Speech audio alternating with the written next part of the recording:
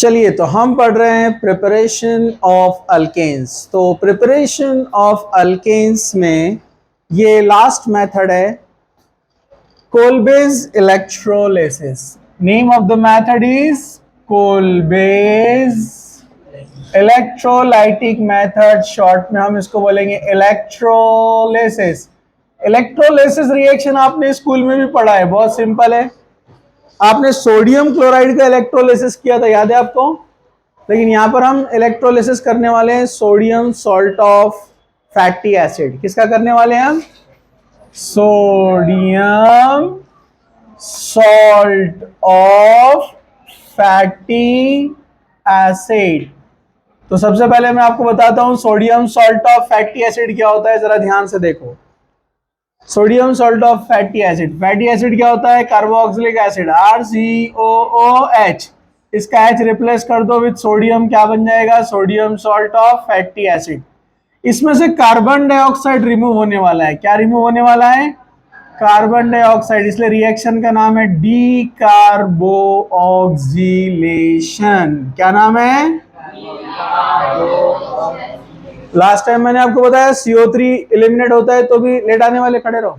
हाँ, अगर CO3 eliminate होता है तो भी उसको हम बोलते हैं डीकार्बोऑक्सिलेशन, और CO2 एलिमिनेट होगा तो भी उसको बोलेंगे डीकार्बोऑक्सिलेशन। ठीक है? हाँ, सब लोग इधर ध्यान से। अब यहां पर आपको पता है, आपने स्कूल में पढ़ा है, 100 साल पहले की बात है। आप एक बीकर लेते हैं, आप लेते हैं मतलब डायग्राम था, आपको प्रैक्टिकल तो किया नहीं किया आपने पता नहीं। तो उसमें दो इलेक्ट्रोड्स यूज किए जाते हैं, कैथोड एंड एनोड। थोड़ा ठीक बन रहा है ये। एक इलेक्ट्रोड को हम बैटरी के निगेटिव टर्मिनल से जोड़ते हैं और दूसरे इलेक्ट्रोड को पॉजिटिव से। अगर ये बैटरी का पॉजिटिव टर्मिनल है और ये निगेटिव टर्मिनल है, तो इस पर भी निगेटिव चार्ज आएगा, इस पर पॉजिटिव चार्ज आएगा। यहां पर हम दो रिएक्शन देखने वाले हैं, इसलिए मैं इसको डिटेल में बता रहा हूं, क्योंकि इसके कंसेप्चुअल क्वेश्चन भी कुछ आपको मिलेंगे जब आप बुक्स में से MCQ सॉल्व करेंगे तो। ठीक है? तो अगर हमने फ्यूज्ड मतलब पिघला हुआ, fused sodium salt of fatty acid लिया, फ्यूज्ड पिघला हुआ, मोल्टन। ठीक है, यहां खड़े हो जाकर। Fused sodium salt of fatty acid, ये आपने यूज किया है यहां पर। ओके ओके, स्टैंड अप, यहां पर खड़े हो जाओ। ठीक है? इधर। तो यहां पर ये पिघला हुआ है, मोल्टन, जिसको हम बोलते हैं मोल्टन। जब इसका इलेक्ट्रोलिसिस होता है तो ये तैयार करता है RCOO माइनस एंड Na+। इसका आयनाइजेशन हो जाता है।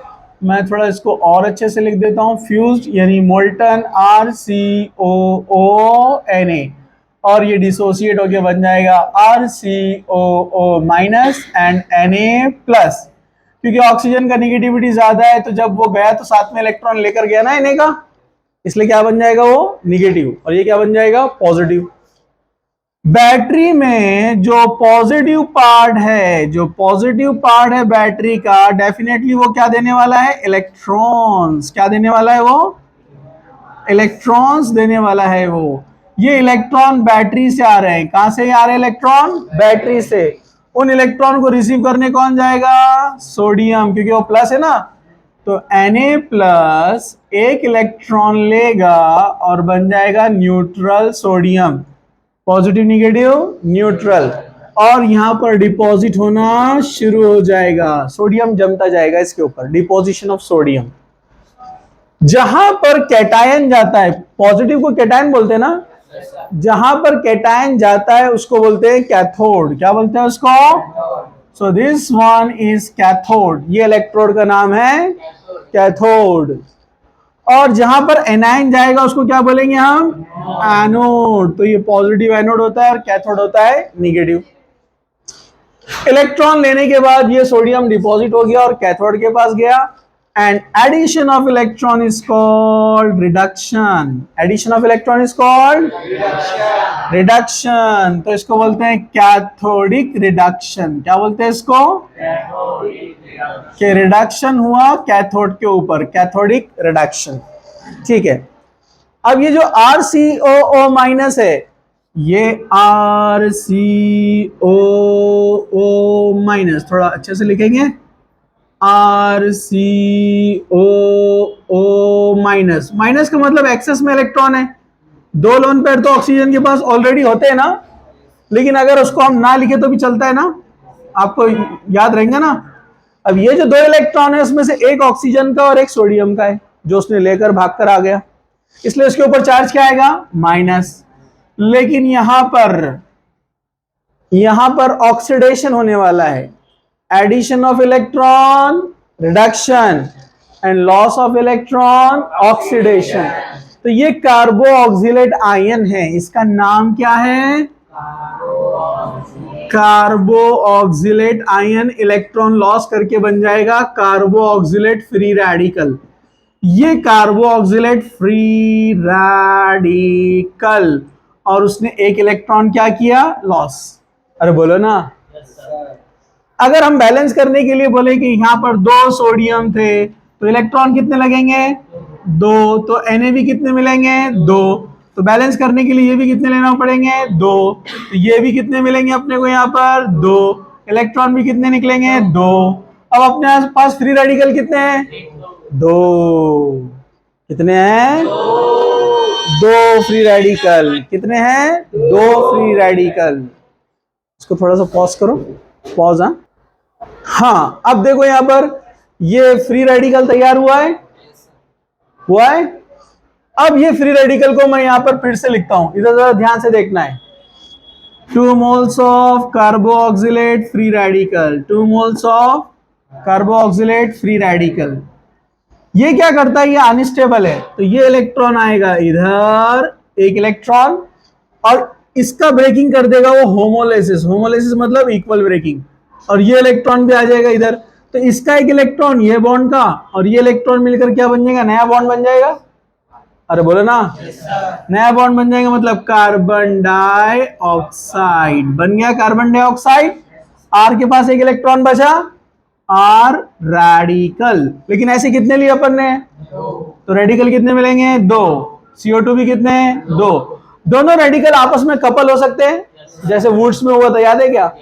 तो दोनों कपल होकर क्या बन जाएंगे, आर बॉन्ड, आर मतलब अल्केन। कॉन्ग्रेचुलेशन, मुबारक हो आपको, गर्मा गर्म अल्केन तैयार है।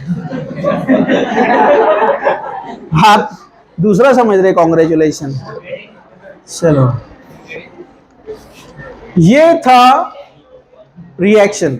इसने इलेक्ट्रॉन लॉस किया, loss of electron is called, हाँ, अरे दोनों हाथों से देता मैं, ये ऊपर लिखा हुआ है, ये रिडक्शन है, तो ये क्या रहेगा, ऑक्सीडेशन।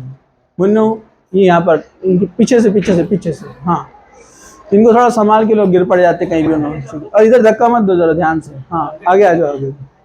हाँ चलो, इधर देखो, ये फ्यूज था, तो फ्यूज लिया तो कैथोडिक रिडक्शन हुआ यहाँ पर कैथोड के ऊपर, और इस पर ऑक्सीडेशन हुआ, तो क्या बोलेंगे हम इसको, एनोडिक ऑक्सीडेशन। एनोडिक ऑक्सीडेशन मतलब कैथोड पर कौन जमा हो रहा है, सोडियम, और एनोड पर कौन जा रहा है, हाँ ऑक्सीजन है ये, अरे ये CO2 है ना, बुड़बुड़ बुड़बुड़ बुड़बुड़ बुड़बुड़, यहां से निकल जाएगा कार्बन डाइऑक्साइड, और इधर सोडियम डिपॉजिट हो गया, और अंदर तैयार हो गया अल्केन। तो अल्केन भी जो है, अगर गैसियस अल्केन है तो वो भी बुड़बुड़ बुड़बुड़ बुड़बुड़। अरे समझा क्या। अब उसको कलेक्ट कैसे करते हैं, उसका मेथड अलग है, वो अपन अभी डिस्कस नहीं करने का, अपने को प्रिपरेशन देखना है। अब सेम रिएक्शन एग्जाम में आता है, तो आप उसको सिंपली कैसे डिफाइन करेंगे, या सिंपली उसको कैसे आप उसको बैलेंस करेंगे, बहुत आसान है। ये दिया ना आपको ऐसा, तो आपने ऐसे 2 मोल्स ले लेने का, RCOONA। अब अपने को पता है जब इसका इलेक्ट्रोलिसिस होगा, तो यहां सिर्फ लिखा हुआ आएगा इलेक्ट्रोलिसिस, या क्या लिखा हुआ आएगा, कोल्बे। कोल्बे नेम है, ठीक है पप्पू, इधर देखो। तो ये इलेक्ट्रोलिसिस हुआ, इलेक्ट्रोलिसिस हुआ तो 2 मोल्स लिया अपन ने sodium salt of fatty acid. कितने मोल्स लिया, 2 मोल्स। तो दोनों मोल्स के सोडियम कहां पर जाएंगे, बोलो, सोडियम कहाँ जाएंगे बोलो? नहीं, बातें करते रहे तो समझ में नहीं आता है, इसलिए बोलते बातें मत करो। सोडियम कहाँ जाएंगे बोलो? उधर, हाँ उधर, हाँ बोलो। कैथोड पे जाएंगे। ये देखो दोनों सोडियम कहां पर जा रहे हैं? हाँ, कैथोड पे जाएंगे दोनों सोडियम प्लस। ठीक है, चलो बोलो CO2 कहाँ जाएगा? एनोड पे। कौन से? ये वाले। अरे एनोड पे जाएगा, बराबर है ना। कार्बन डाइऑक्साइड जाएगा एनोड पर और ये चला गया एनोड पर। अब दोनों R बचे तो क्या बना दिया आपने? अल्केन।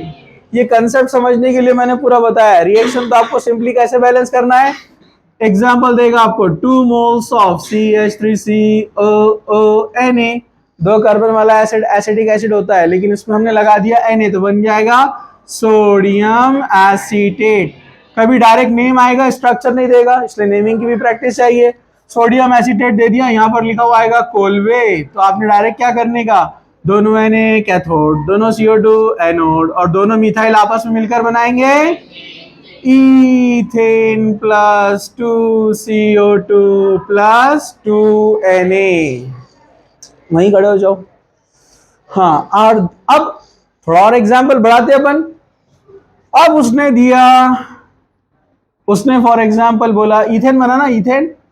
हाँ, कम से कम 2 कार्बन कपल होते ना, इसमें भी मीथेन नहीं बना सकते अपन। अगर उसने बोला कि butene CH3 CH2 CH2 CH3 N butane, उसने आपको बोला कि एन ब्यूटेन कैसे बनाएंगे बोलो? सिंपल, आप उसको यहां से ब्रेक कर दो। 2 मोल्स ऑफ CH3 CH2, ये दोनों कपल होके बनाएंगे ना, और यहां से कौन रहेंगे? COONA। मतलब कितने कार्बन वाला? 3 कार्बन।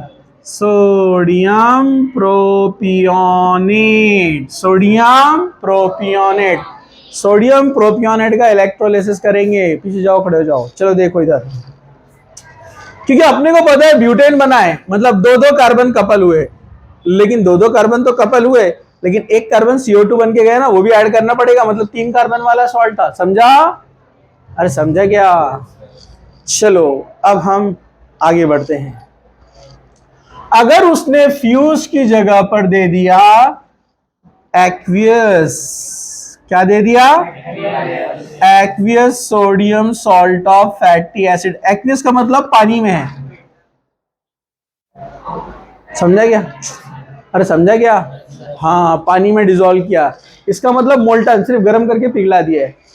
तो अगर आपने सेम इसके अंदर लिया तो क्या होता है? ये तो तैयार होता है RCOO minus Na plus, same reaction.